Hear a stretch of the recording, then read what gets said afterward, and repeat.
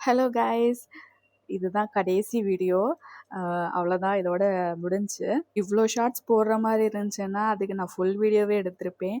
Full video எடுக்கிறதுக்கு எனக்கு சுத்தமாக சான்ஸே கிடையாது. ஏன்னா அப்பப்போ தான் இதை வந்து கேப்சர் பண்ண முடியும்.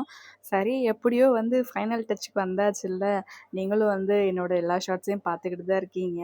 அது வரைக்கும் எனக்கு ரொம்ப சந்தோஷம்.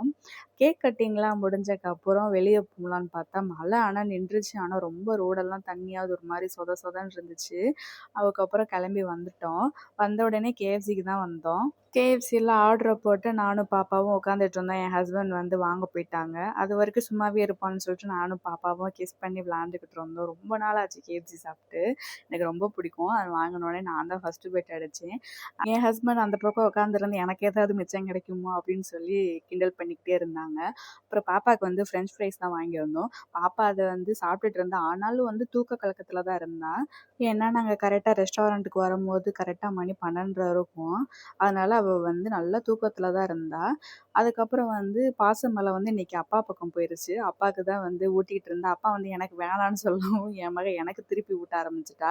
நான் வாயை திறலன்னு அவளே வாயை திறந்து ஊட்டியிருப்பா. அந்தளவுக்கு வாய்க்குள்ளே திணிச்சிட்டு இருந்தா. பாப்பாவும் நல்லா திருப்தியாக சாப்பிட்டா. நான் ரொம்பவே திருப்தியாக சாப்பிட்டேன். சாப்பிட்டு வந்து சரி சாப்பிட்டது இறங்கணும்லன்னு சொல்லிட்டு சுற்றி பார்க்க போனோம். டைம் பார்த்தீங்கன்னா கிட்டத்தட்ட 1:00 ஆக போகுது. ஆனால் இங்கே கூட்டம் குறையவே இல்லை. எல்லாம் இப்போ தான் வராங்க.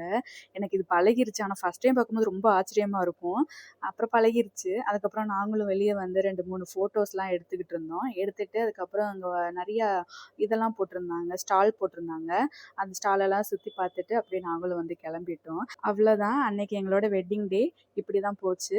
இந்த விளாக்ஸ் உங்களுக்கு பிடிச்சிருந்துச்சுன்னா லைக் பண்ணி கமெண்ட் பண்ணுங்கள். மறக்காமல் சப்ஸ்கிரைப் பண்ணி சப்போர்ட் பண்ணுங்கள். இன்னொரு வீடியோவில் பார்க்கலாம். டாடா பாய்.